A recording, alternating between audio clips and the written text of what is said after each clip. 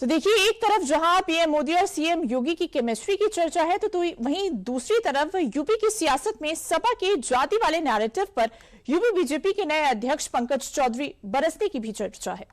पंकज चौधरी ने सपा के उस नैरेटिव पर पलटवार किया है जिसमें सपा की ओर से ब्राह्मण समाज को लेकर लगातार बयानबाजी की जा रही है।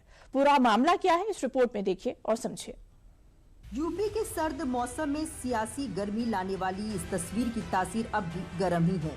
पहले इस तस्वीर में अपनी सियासत का अवसर देखने वाली सपा को अब बीजेपी के नए यूपी अध्यक्ष पंकज चौधरी ने करारा जवाब दिया। जो सपा इस तस्वीर के सहारे यूपी में जातिगत वाली सियासत का नैरेटिव सेट करने में जुट गई थी, पंकज चौधरी ने उस नैरेटिव पर अपने बयानों के तीर चला दिए।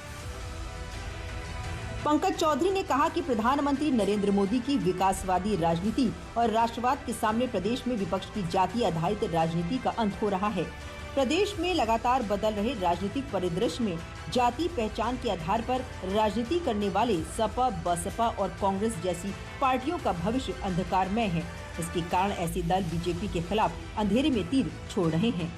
दरअसल बीते मंगलवार रात को ब्राह्मण विधायकों की एक बैठक हुई थी और इसी बैठक को सपा ने बढ़ा चढ़ाकर पेश किया। फिर इसे एक गोलबंदी के तौर पर दिखाया और शिवपाल यादव ने तो विधायकों को ऑफर तक दे दिया था। तो ये भारतीय जनता पार्टी के लोग जात में बांटते हैं। हम तो कहेंगे ब्राह्मण समाज की अगर मीटिंग हुई है, सब हमारे समाजवादी पार्टी में आए, सबको सम्मान मिलेगा। सपा की तरफ से आया ये बयान भले ही कुछ सेकंड का हो, लेकिन शिवपाल यादव ने इस बैठक के जो मायने सेट किए वो 2027 के चुनाव से पहले ब्राह्मणों का नाम लेकर जाति का रंग देने की कोशिश मानी गई, जबकि बीजेपी सबका साथ और सबके विकास के मंत्र पर चलती रही।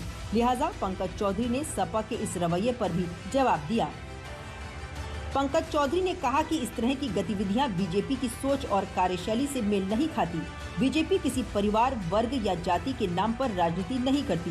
बीजेपी सिद्धांतों और आदर्शों पर आधारित एक राजनीतिक दल है और बीजेपी का कोई भी कार्यकर्ता परिवार या किसी वर्ग विशेष को केंद्र में रखकर राजनीति करने में विश्वास नहीं रखता।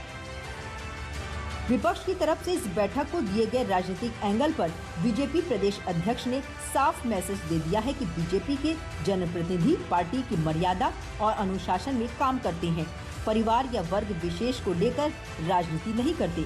वहीं सपा ने इसे ठीक उल्टा नैरेटिव बनाने की कोशिश की थी, जबकि जो तस्वीर बाहर आई थी उसमें शामिल विधायक खुद कह चुके हैं कि उनकी बैठक का मकसद समाज में जातिगत भेद खत्म करना है। हम लोग क्षेत्र के डेवलपमेंट के बारे में, SIR के बारे में चर्चा हुई, परिवार के बारे में चर्चा हुई। केवल मात्र यही बात है। पता नहीं मीडिया में क्या क्या चल रहा है कि ब्राह्मण नाराज है, ऐसी कोई बात नहीं है।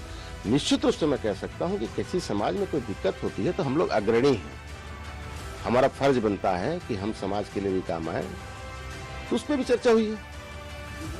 हमारे बच्चे अमेरिका चले जा रहे हैं, इंग्लैंड चले जा रहे हैं, अपने माता पिता का ध्यान नहीं दे रहे हैं, एकाकी जीवन वो कैसे मतलब किस हिसाब से रो रो कर बिता रहे हैं, तो उनको कैसे हम लोग संस्कारित बच्चों को कर कर पुनः राम कृष्ण की राह पर मुख्य धारा में लाने का काम करे।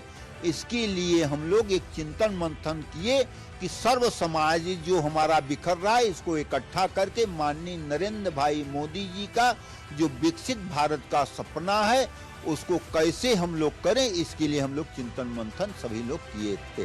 ब्राह्मण और ब्राह्मण विधायक हमेशा से देश और समाज के लिए जीते रहे हैं, सर्व समाज के लिए हमेशा काम करते रहे हैं, भारतीय संस्कृति और सभ्यता के पोषक रहे हैं ब्राह्मण।